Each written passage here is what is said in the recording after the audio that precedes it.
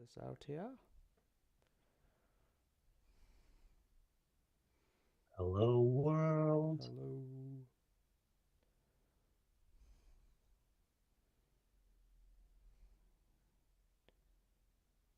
Let's see.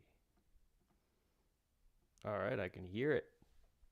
Yes, we can hear the world. Okay, I can hear you too. Sweet. Excited. Hello. Hello, world.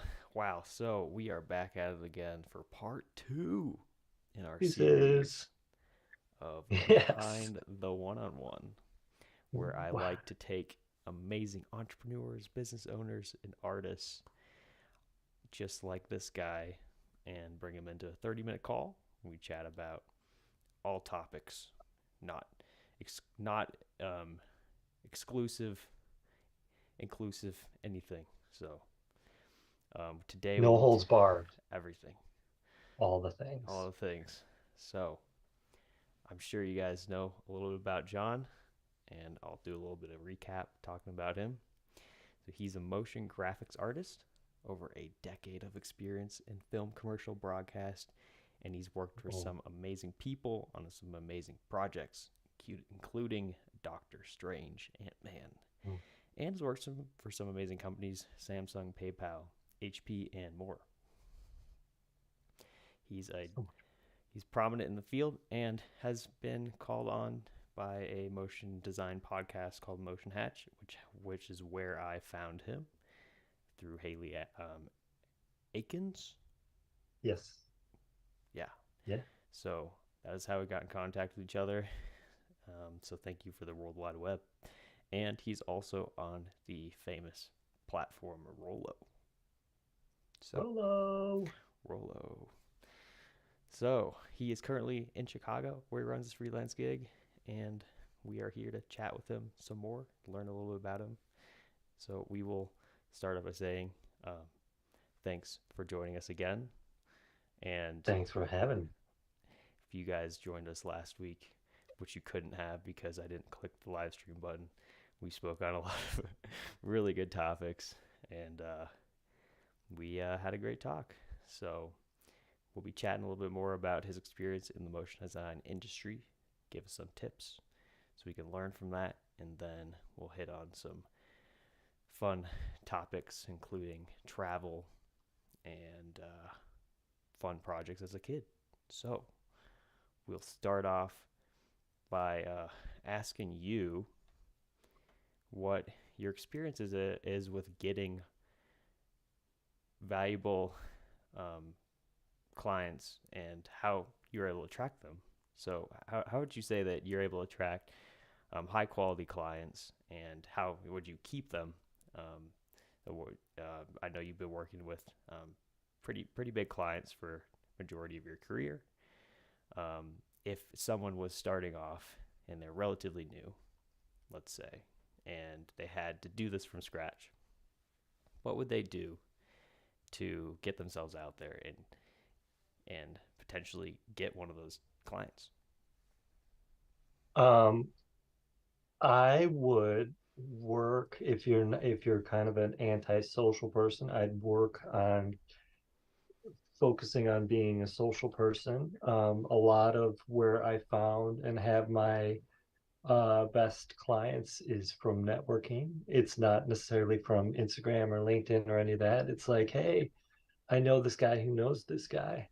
And I know those people because I built relationships with them. So these might be people I've just met or people I've known for a long time that kind of pass names along. But I would say this all the time. It's like just don't be a dick. Like just be a good person, a nice person, and that travels well. So if I were to start, I would find an area that I like, whether that's you want to make coffee animations. Um,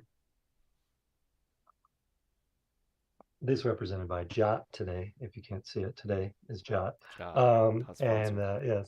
yes, sponsored. Yeah. Sponsored. And I would find that and just start reaching out to people. And it can be scary. It can be tough sometimes because a lot of times people are busy. It's social media. People don't respond quickly or all the time. I mean, I'm sure it happens to you. Sometimes you forget and you're just like, ah, but the person on the other side, like you forgot that email or forgot to write. And the person on the other side might be like, oh, they hate me. I'm not good enough. Oh.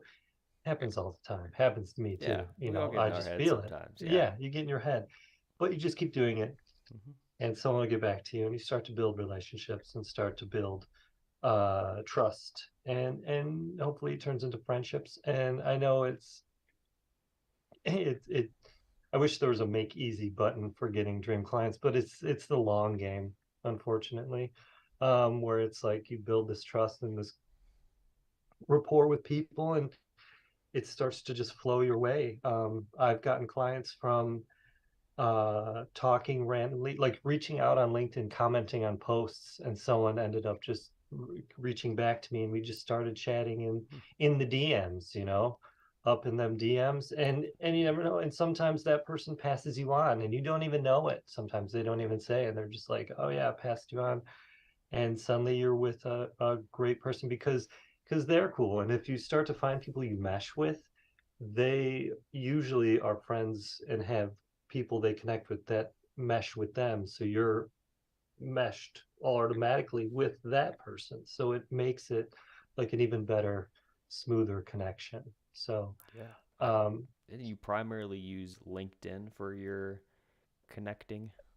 I've had the most, I'd say the most success. I've done a lot on Instagram, and this was a couple of years back. Right now, it feels like it's even tougher to get through the noise of Instagram. Um, but I used to do a lot on there, and that was um, pretty successful too. I didn't find as much connection though, and maybe that was me and the clients I was looking for on Instagram. Whereas LinkedIn, I feel like you can find a little bit more about people, like you see Yeah, their it's more profile, you see personable. who they are. It's Hmm. more personal. Whereas Instagram is like, I might show me and you know the kids and everyone's like, yeah, super happy family, but like 5 minutes later, it's like hell. It's just shit's blowing up, and it's just not real life. So, I what they love it. show on there, what they show on there might not be as real. So it's harder to find the real connection there. Whereas LinkedIn, I Yeah. feel like people are a bit more like, here's who I am, here's where I've been. At least that stuff is real. Like you can see, like, Hmm. oh, this person used to work depending, they used to work at Panera Bread because they have their LinkedIn since 1992, and I'd be like, I used to work at Panera Bread. Fun fact. Really? You And did work at yeah, Panera I Bread? did. Okay. Yeah, I was head of salad making. I was a salad artist. I called myself, Salad artist. because it looks better on a resume. Why put just like I worked at Panera? I said I was a salad artist and sandwich supervisor. If you have the opportunity to spice it up and make something that traditionally is different than people expect, that's a way to stand out. Yep, when I was told that when I was a stock boy, because I put in a resume somewhere, they're like, "Don't put stock boy, don't put stock. You're a backroom supervisor." It's like, Mm. yeah, Mm-hmm. that's another pro tip. Jazz it up. Nobody could tell you Yeah. that it's not right. Multimedia Uh, specialist. It's like right.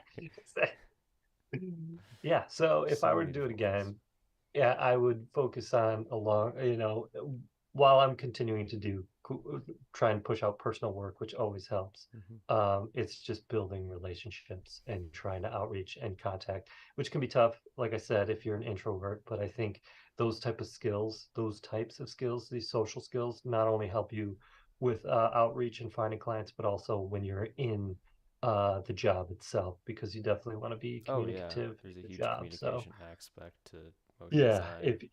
yeah, so if you don't have those skills, I feel like it could be tough, and Hmm. people might be shy away from that because I'm not saying you got to be the funniest guy in the room, just like, just Don't don't be, be a dick, yeah, and just try and be nice. be be nice. Yeah, That's all you need. exactly. Exactly. People want to work with Exactly. people. People want to work with nice people. Ex They just get that's it. along with someone who's easy to work with, and they want to have that on their team. And it's simple as that. exactly. And it's weird when you think about it in that way. And I think about this all the time. Like when you're in an office, like let's just say you're doing some data entry for some, lawyers or something, like you're stuck with those people. Like they're just hiring some Joe Schmo to just like type on a computer. Like, but when you're freelance doing what we do, like they hire you for more than just what you do. It's like your personality, who you are. Like they Hmm. take that into account. Like if some guy your person you've met and worked with before, they're like, yeah, I love working with him.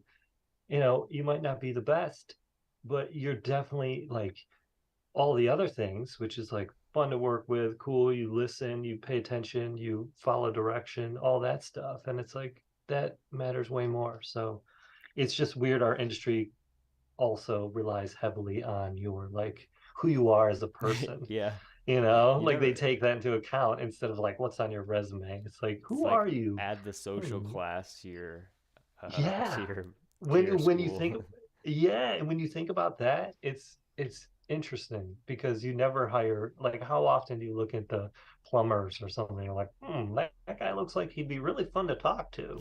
He's interesting. Like no. So it's weird. It's interesting. It's weird. Yeah, it Yeah, is very interesting. interesting. Well, Yeah. yeah, and I understand being kind of on the recruitment side of things, and from experience being on LinkedIn, seeing how valuable it is to just be available and making Yeah. yourself open for work in a sense all times. And that's another aspect is you're always posting content, or you have posted on decently regular basis. I see your Yeah. content on there, and when you do post, it gets a lot of attention. So, Well, I think that's, a lot of that's just building a network. And I feel yeah. like the more you network, the more eyes you get on it. So Hmm. it kind of comes hand in hand, but Yep. posting good content helps too. Yeah. Sure. Yeah. Yeah. Well, so let's go to a different subject here. So we spoke we spoke on what you've done a little bit, who you've worked with. Have you been able to do any really awesome projects as of lately, that you're able to talk about? Obviously, no NDA or anything. Lately that I can talk about. You know what? Um, It could be personal too. yeah, I recently, I'm just enjoying working on stuff that is like pushing my technical side.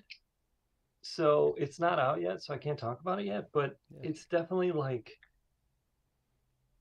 and it's not even motion design. It's like I use cinema and Redshift, but like going into an environment and having these product shots that look like photo real, and just being able to go in and dive in and get, figure stuff out. Because I feel like with motion designers, and especially generalists, like a lot of times we're asked to do a bunch of stuff, and some of it we just don't know, and we just figure it out. And it's either we hurry up and watch a tutorial and figure it out. And I think a lot of times we don't necessarily, like, we learn on the job for sure a lot. Mm-hmm. And I think a lot of times we just do things because it works, and we don't really understand what's happening behind it always. Mm-hmm. And these projects that I've been able to work on, I've been able to take the time to really dive into, getting to know how to use, renderers properly, and just kind of start tweaking that to my specs, and how I want it. And it's kind of helped me move further, but it takes a lot of time and effort. And I feel like I don't, without having a job to allow me to do that, I probably wouldn't do it. I'd be like, particle effects, or like learn this, or take a nap. And then you're like, anything else you just learn on the job, and then you're done with it. So that was and currently I'm working on a project for, it's a product, but it's in an environment that needs to look photoreal for print. And it's just like, Oh, really? Yeah, that's yeah. a So lot how do you, different than at least from the work that you post on LinkedIn, photoreal work. yeah, and it's just like single shots. Yeah. So it's like, how do you do that? How do Interesting. you go about that? Yeah. So it's just different way of thinking, and thinking real world. And I always feel like even cinema, like Red Show, any of the renders, whatever, people are thinking like throw something on, throw HDRI on, but you're not thinking like how do photographers light this stuff? Or how does the real world, like this light coming through your window comes, and then I've got another light over here, then I've got a light here, and like it's all bouncing, and the walls are bouncing light. And it's like I could just go into lighting right now, deep. That's just where Just I've yeah, been. just So give it's us a just like, discussion on lighting. so So yes, the you need temperature three of this point light, yeah, lighting. exactly. But I'd rather do that. Most of my lighting now is just 3-point lighting. I barely use HDRIs, but that's like when I first started, it was all like, oh, slap HDR on there. And it's like, yeah, you get all these crazy reflections. And I never knew how to control that. And there's reasons. So Yeah, now I'm like, oh, here's why. there's a reason why photorealism is hard to achieve. It's because There people is. understand the technical aspect of it. Like And there's, Punisher, yeah, have you heard of Punisher? the Not guy, yeah. not the Marvel guy. The, But yeah, yeah, okay, yeah. yeah, yeah, yeah. The artist, yeah, yeah. Yeah. He does tutorials on photorealism, and he understands all the technical aspects of the reflections, the subsurface scattering, the details, and lighting is so important and that people often pass up because it really there's maybe that one light or that one type of light that you need to know about and put in the And right I place. Yeah, and I feel like it's also time. It's time and money. It's Too. like how That's much, true. like each there's I guess the thing is there's no like cool tutorial that just does it the time, like let's make a page turn. It's like yeah, that's gonna Yeah. make a page turn for whatever, a book, a magazine, whatever. But Yeah. like making photoreal lighting, what if you're in a bedroom with only a lamp? What if you're like outdoors? What if you're in somebody's, living room? All of those require different settings and different lights and all these things. And it's like, how do you there's no one answer. So you just have to soak in all this knowledge and hope you remember it by just continuing to do it over and over. So, That is very true. Well, we should probably move on to the next question here since okay, we got let's about move. 10 minutes left. Poof. All right. So I had a talk with Hershey. Okay. I believe you've met him. He shows up at half res, or he showed up at half res first time and had a great talk. I'm He runs Suffren Studio. He's also in Chicago. okay.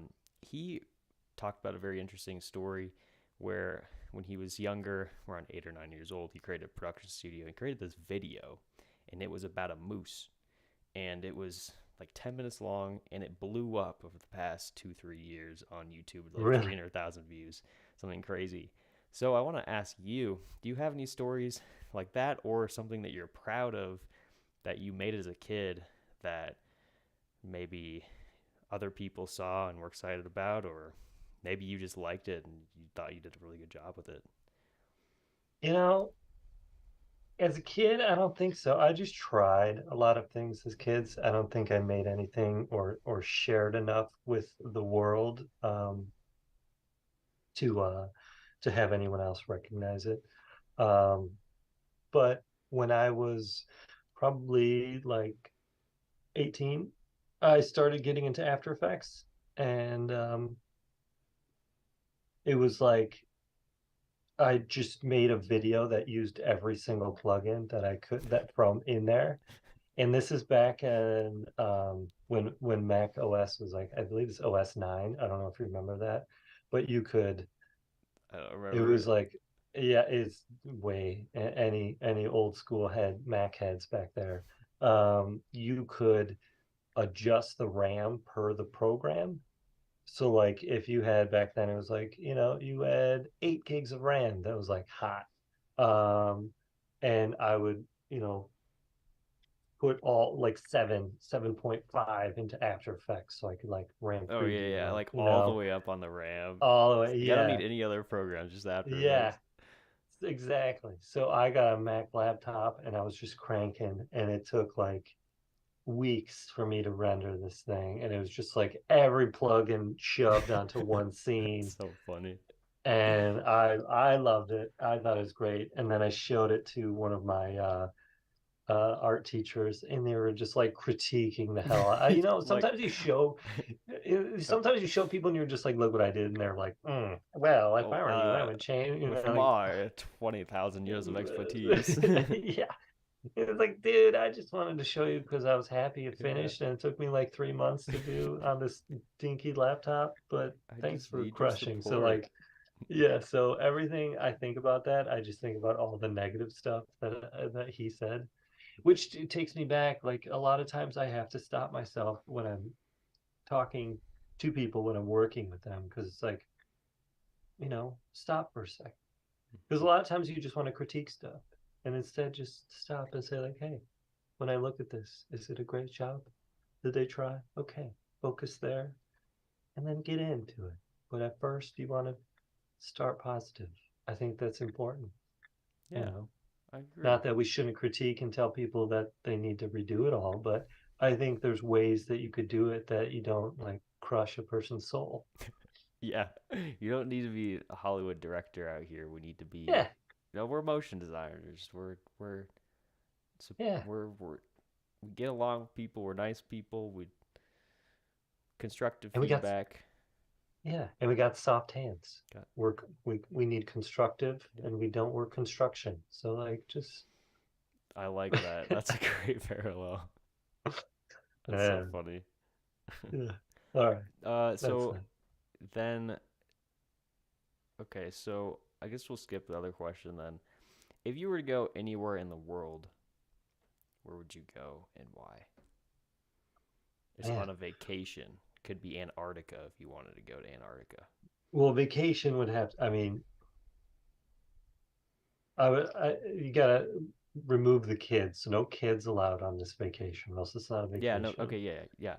Just I just you or whoever with mean, well, my wife and I always talked about it's either she wants to go back to France, which I think would be great, or somewhere in Europe, basically travel Europe. We'd love to visit any coffee shops and food and cheeses. mm, But the also we baguettes, love baguettes, croissant, croissant, um, croissant. oui oui. But also we love Thai food, and I think Thailand would be great. Mm, We've been to China and all around that area, and that was just like uh, an experience I wasn't prepared for of how different everything was, and I thought it was great. Um, and I think we love Thai food, and I've heard there's crazy stuff over there, and I'd love that. But also Europe, anywhere in Europe, and then on their third, I have family in Poland, like second cousins and stuff, and I would love to go visit them and see where my grandparents came from because they still live around there. Not my grandparents, but like the family, like my cousins who are also from my grandparents live around the neighborhood area. liver. So So, they're okay. so they're Interesting. in Poland, and they're like this is where the Filipkowskis came from. This over here. Here's where your grandparents grew up. It's like That's really cool. that's pretty cool. Yeah. So So is Filipkowski a Polish name then? it is. So it'd be Filipowski, and Filipowski. then so my dad went there, and they look like me. So I look like them. So like my dad, I look like my dad, and then my dad went there a couple of years ago to visit the family, and he was in there, and there's a second cousins, other relatives, but then there's a more first cousin, and they look like they're brothers. So it's like this weird It, the genes are genes are DNA is strong. crazy, strong. Yes. So it's a funny thing. Huh. I'd go back. Yeah. I'm not the biggest fan of Polish food. I'm gonna throw it out there. Not that big fan. They have good brats, right? Or is that's Yeah, more or it's German? kielbasa. Yeah, Kielbasa. brats is more German, but they do kielbasa. But they do a lot of like cabbage, like boiled cabbage, stuffed Boiled cabbage. cabbage. Yeah, Not gonna say glumky. that sounds good. Mm, it doesn't smell great. It smelled. My dad used to make it, and it was like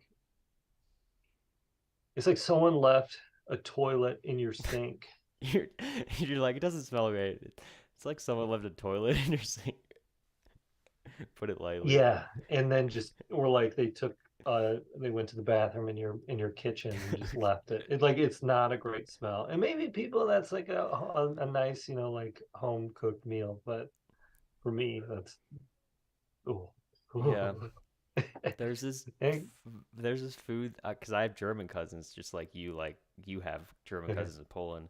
I have German cousins in or do you do you have German you have German cousins in Poland, yes, you yes. have you have Polish cousins in Poland.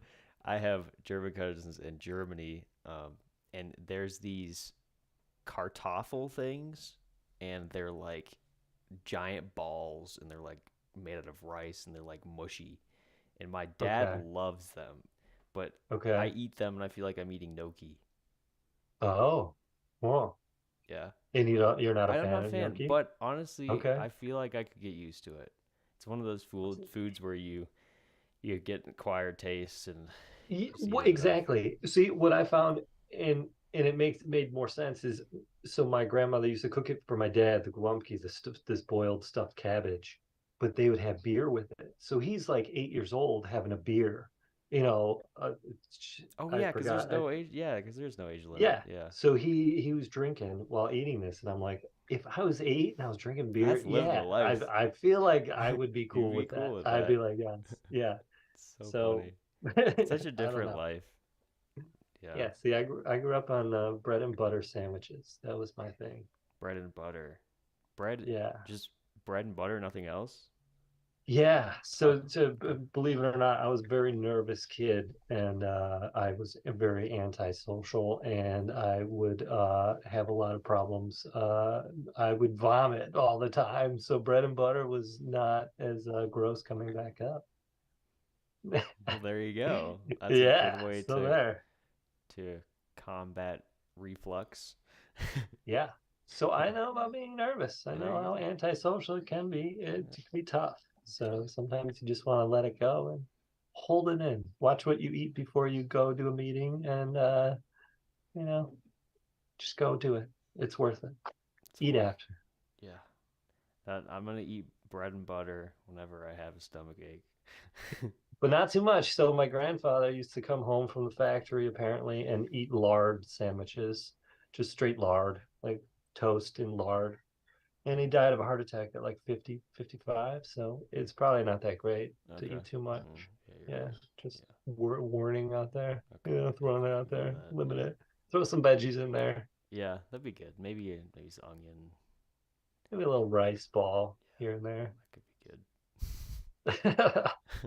Food tips. Food tips. Man, we've hit so Yeah, many topics. We've hit motion design, travel, food. Man, yeah. I love these A talks. childhood trauma. It's all great. Great stuff. Childish. Man, we love to just go back in time. Yeah, it's fun. Man, Yeah. let me check the stream see if there's anybody in here. So there is one person watching. I think it's me, Oh, and I will leave it sweet. open for questions if anybody else is out there. But um, Hello. hello. So yeah, is there anything else you wanted to chat on before we head off here today? Well, what is your favorite food, Cody? My favorite food. Oh man, that's hard. I'm thinking about my best friend's favorite food, which is pizza, and then I think about that and could go with that. But I honestly like cake. But You like cake? I like cake. That's Okay, does that awesome. count? Okay. Yes. Mine would be cinnamon rolls. Oh yes. Oh, what are those? Cinnabon? Is it Cinnabon? Oh yeah, Oh, yeah. those are the best. You go to the the gas You gotta go to the stations. mall. Yeah, the mall. Okay.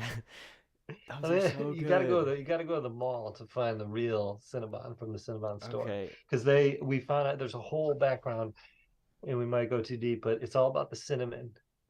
I just learned this. Like my whole family loves to make our own homemade Cinnabons, cinnamon rolls, and we always try to make it like Cinnabon, but it's the cinnamon. And they It's the found, I don't know cinnamon. if you know this, but most of the cinnamon, I believe, comes from India in the world.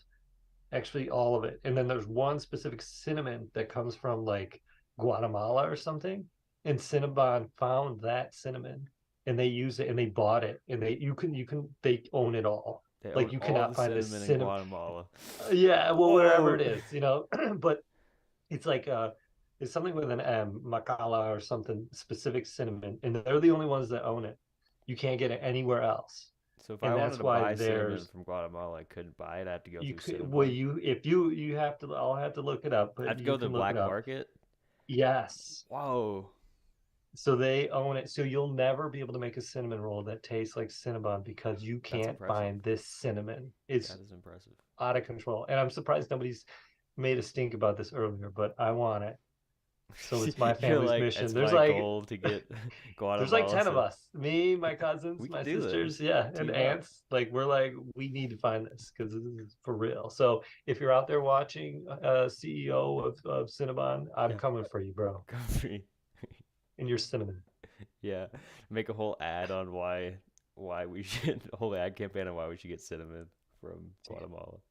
It's crazy. I just saw it on one of those Food Network shows. It was wild. I'm hooked. Yeah, I'm hooked on finding it. Man. Well, unfortunately, we've hit our timeline here, and Ooh, we had so many great topics of discussion. And I always love these chats, and hopefully we'll do them again. likewise. Yeah. Yeah, and keep killing the content. I look forward to seeing your stuff on LinkedIn and everything you post on there, and maybe hear about that project sometime down the road. That sounds I hope fun. so. And Yeah. yeah, keep doing what you do. Um, we Likewise. will definitely keep in touch, and I'll share this on LinkedIn with our friends, Yeah. and we'll keep it Well, rolling. yeah. And see what kind of food they like, See what and kind of if they food know they. where they can find this cinnamon. I know Okay. that's the question at hand. We'll have to think on that and reach out to our fellow cinnamon gurus. Synagogues. Yeah, Mm. exactly. Yes, man. All Pleasure right. talking Well, with you, and it's great chatting. Thanks for having me. yeah, thanks so much, and we will catch each other